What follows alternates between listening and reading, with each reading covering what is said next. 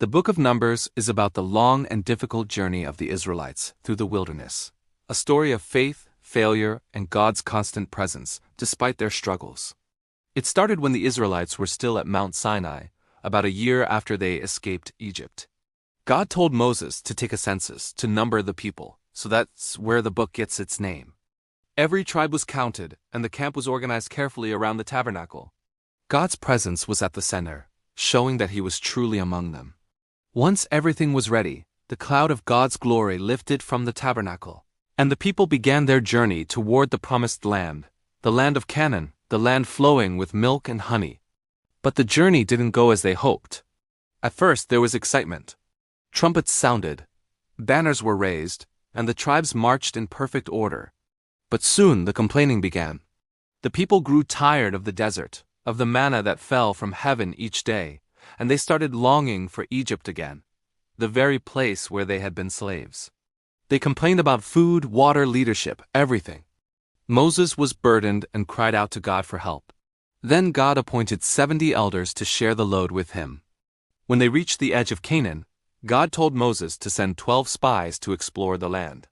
The spies returned with a cluster of grapes so large it had to be carried on a pole between two men, proof that the land was indeed rich. But 10 of the spies were afraid. They said, "The people there are giants, we can't defeat them." Only Joshua and Caleb stood firm in faith, saying, "With God we can." But the people chose fear over faith.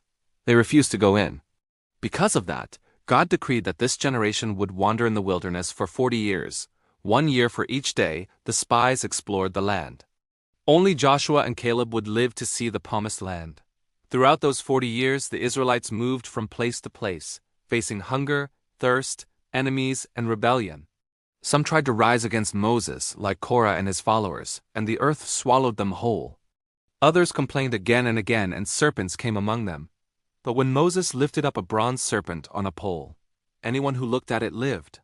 Even Moses himself made a mistake, striking the rock instead of speaking to it as God commanded. Because of that, he too was told he would not enter the promised land. Yet through all their disobedience, God never left them.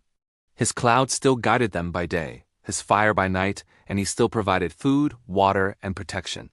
By the end of the book, a new generation of Israelites stood at the borders of Canaan, ready to enter the land their parents had doubted. The book closes with hope.